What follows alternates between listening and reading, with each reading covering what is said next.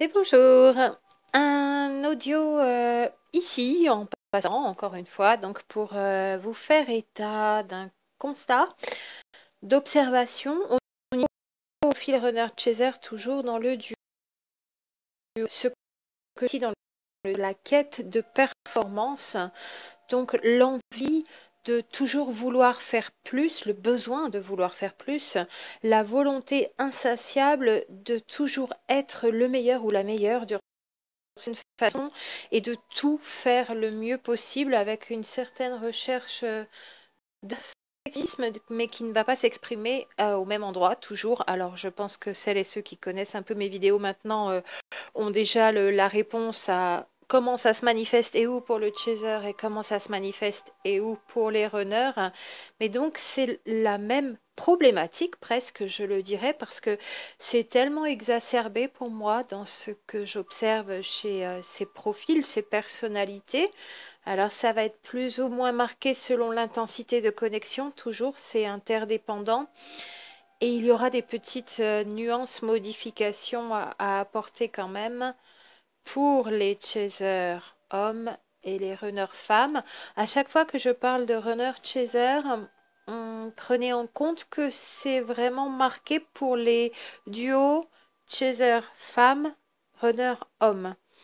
Il va y avoir un petit peu, ce sera un petit peu moins net pour les chasers hommes, runner femmes, et ce sera donc à voir qui est dans la personnalité yang et la personnalité yin. Alors que quand je dis yang ou yin, c'est à énergie majoritairement yang ou énergie majoritairement yin.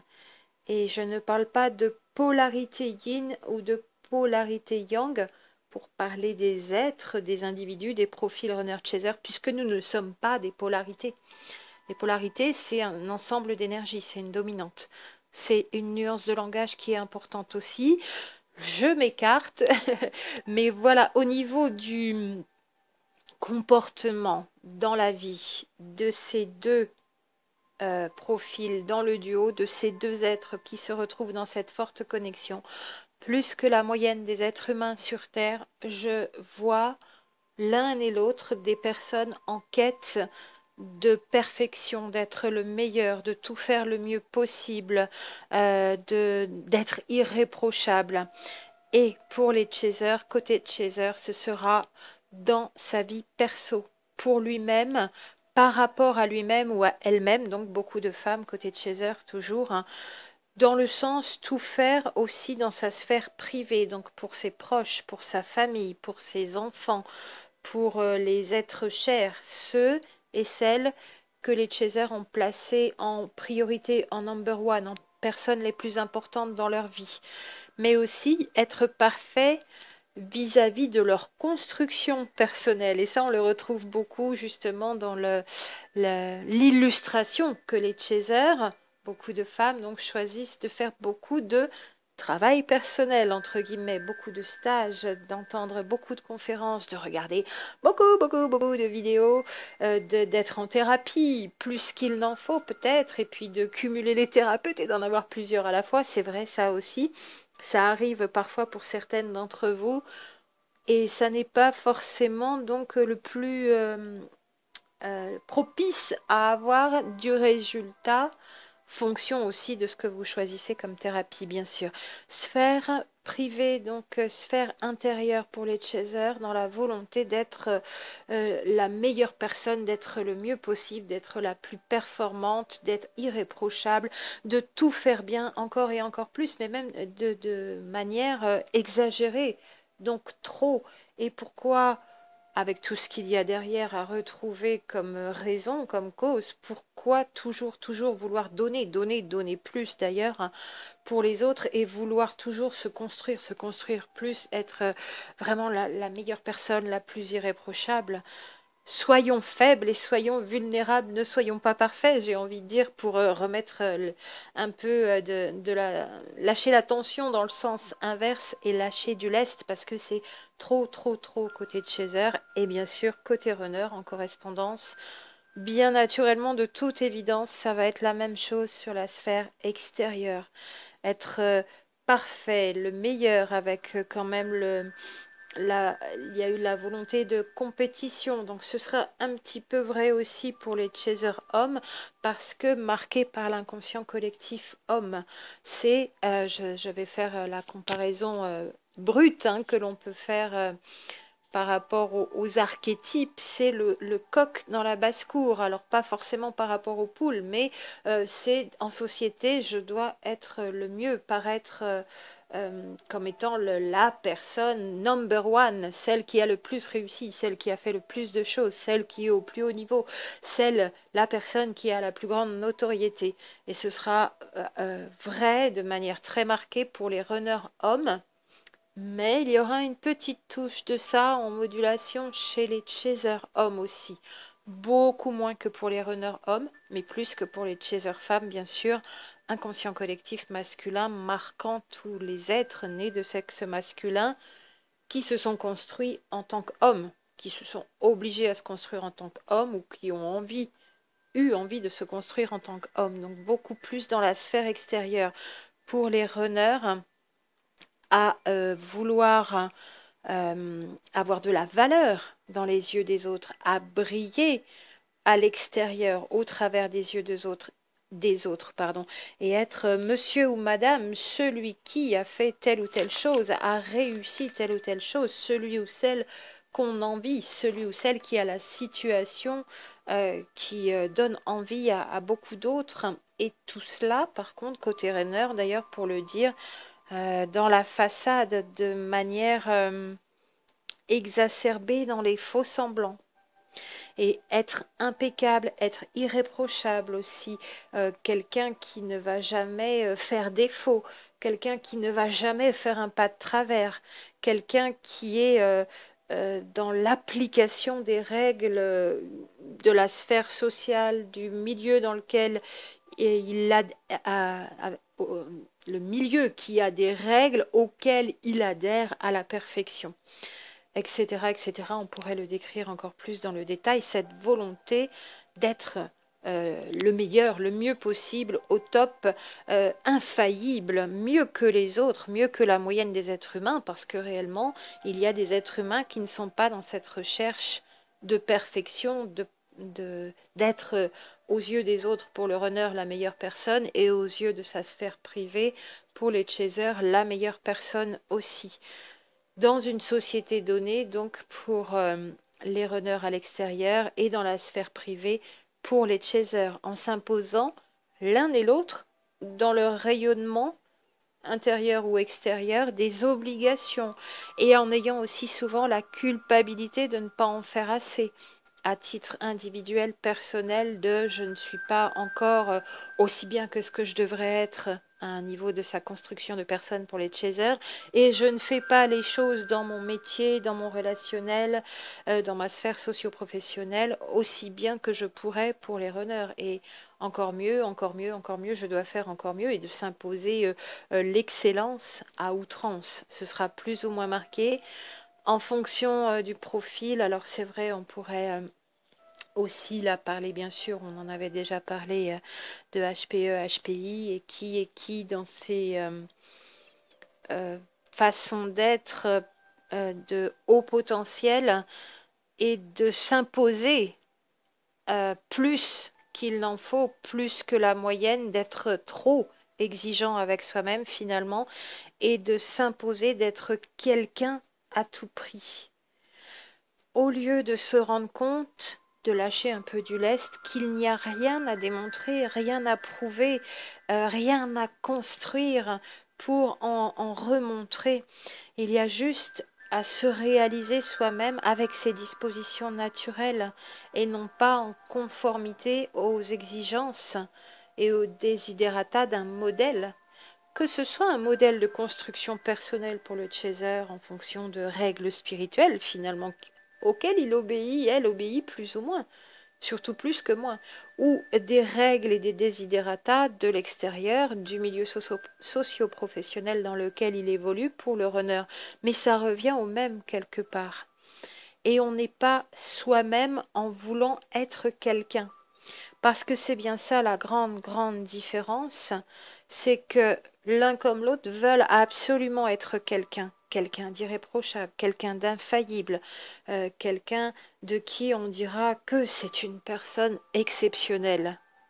Il y a la même recherche, dans une sorte de déséquilibre d'ailleurs, hein, d'un côté comme de l'autre, entre un complexe d'infériorité, complexe de supériorité.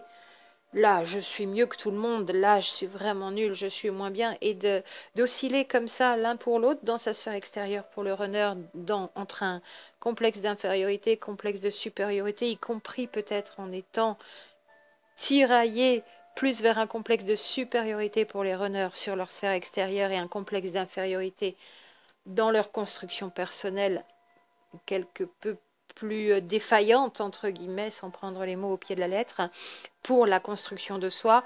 Et l'inverse, vous pouvez prendre à l'inverse le complexe de supériorité sur la construction de soi côté de Chaser, avec un complexe d'infériorité sur la construction de sa réalisation extérieure pour les chasers, toujours. Mais il y aurait même une oscillation entre oui, je suis assez bien, non, j'en ai pas fait assez, oui, je suis assez bien, non, j'en ai pas fait assez, et comme ça tout le temps dans le doute de soi finalement, à vouloir absolument être quelqu'un en se l'imposant en fonction des desiderata de ce que s'impose lui-même, elle-même le chaser d'ailleurs, puisque c'est d'elle-même à elle-même que c'est imposé, et de ce que les autres lui ont montré de ce qu'il y avait à suivre comme règle pour le runner.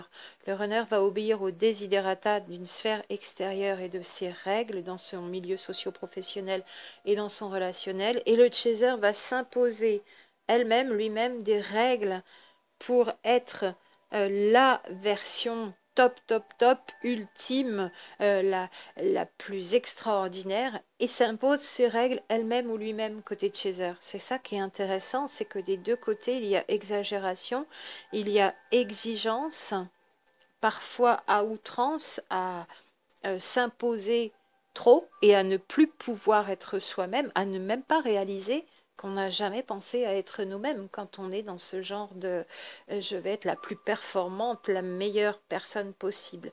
Et ça n'est pas ça, devenir la meilleure version de soi-même. Ça n'est pas être devenu quelqu'un et être quelqu'un, quelqu'un d'important, quelqu'un qui a fait, quelqu'un qui est ceci ou est cela, ou a acquis ceci ou a acquis cela, et est devenu quelqu'un. Donc ça n'est pas devenir quelqu'un, être la meilleure version de soi-même, c'est être naturellement soi-même, sans toutes ces couches d'artifice ou de faux semblants à quelque niveau que ce soit, que l'on s'est imposé au fur et à mesure des années de l'âge adulte où on s'en est encore mis et encore mis et encore mis. Est-on vraiment nous-mêmes quand on a cheminé, par exemple, en spiritualité, en apprenant des savoirs, des enseignements, des protocoles, des façons de faire qui finalement viennent des autres? Est-ce que ça nous correspond vraiment? Est-ce que ce sont des choses qu'on a élaborées nous-mêmes, trouvées par nous-mêmes, révélées à nous-mêmes dans ce que nous sommes intrinsèquement, naturellement, ou est-ce qu'on a appris des choses qui ne viennent pas de nous-mêmes, finalement, qui viennent quand même de l'extérieur, côté de Chaser aussi, pour se construire une personne, une personnalité qui n'est pas réellement nous-mêmes. Et on sait coller des couches et des couches d'artifice, là aussi. Là où le runner se fait croire qu'il est quelqu'un en fonction de son extérieur, de sa réussite socio-professionnelle, quelqu'un qu'il n'est pas non plus. Et nous ne sommes pas la vraie personne dans ces cas-là, à vouloir être dans la performance, la quête de performance, d'être le mieux possible et le plus reconnu comme étant la personne la mieux possible. Dans les deux cas, être devenu quelqu'un, que ce soit sur sa construction personnelle côté de Chaser ou sur sa construction socio-professionnelle côté runner, on n'est pas vraiment nous-mêmes. Et c'est ça aussi finalement la complétude, c'est être soi-même en fonction de ce que l'on est déjà arrivé sur Terre à la naissance. Et on a travesti tout cela, alors que nous sommes chacun, chacune unique, comme une version multiple, une xème version de la source qui va s'expérimenter, mais dans notre individualité et notre originalité.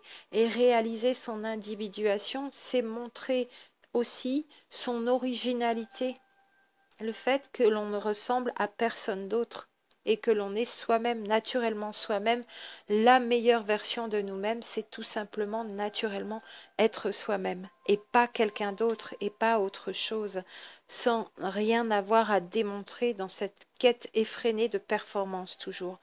Et pour grandir, parce qu'on a besoin de grandir, on a besoin de penser par soi-même, on a besoin de faire nos découvertes par nous-mêmes, on a besoin d'être dans l'autodétermination, donc l'individuation pour accomplir cette meilleure version de nous-mêmes sous impulsion de la volonté divine et plus sous l'influence de la performance dans ce que l'on s'oblige à faire pour devenir quelqu'un et non pas pour être nous-mêmes.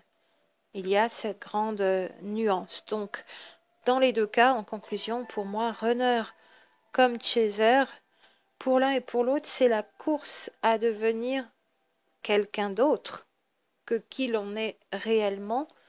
C'est construire une personnalité pour être reconnu, pour avoir de la valeur à ses propres yeux ou de la valeur aux yeux des autres, c'est pareil.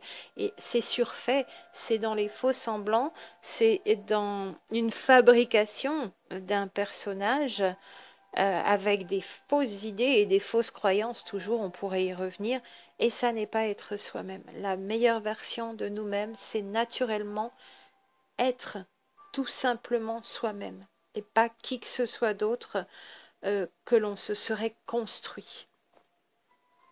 Voilà pour ces deux profils et pour le message en passant par rapport à ces observations au long du temps. L'un et l'autre ont la même problématique. L'un et l'autre ont besoin de devenir la toute simple et la plus pure version d'eux-mêmes. Celle qu'ils ressentent à l'intérieur comme les faisant vraiment rayonner et vibrer de simplicité et de bien-être. C'est quand on est dans ce ressenti qu'on sait qu'on est vraiment nous-mêmes.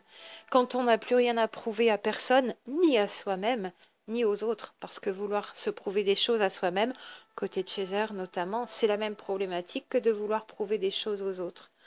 On n'est pas encore dans le bien-être de se laisser aller et d'être soi-même sans plus aucun artifice, sans plus aucun faux semblant, sans plus aucune volonté d'avoir pris des choses à l'extérieur pour se construire. Et ça, c'est vraiment un accomplissement de soi, c'est aussi une complétude, ça fait partie de la complétude et ça permet aussi de se réaliser pleinement et de se sentir vraiment vibrer pleinement sans plus aucune obligation que l'on se serait infligée par la même. Voilà ici pour cette réalisation de soi, devenir soi-même plutôt que de devenir quelqu'un. Et puis toujours et encore, je vous retrouve pour les prochains sujets dans les audios suivants. À très bientôt.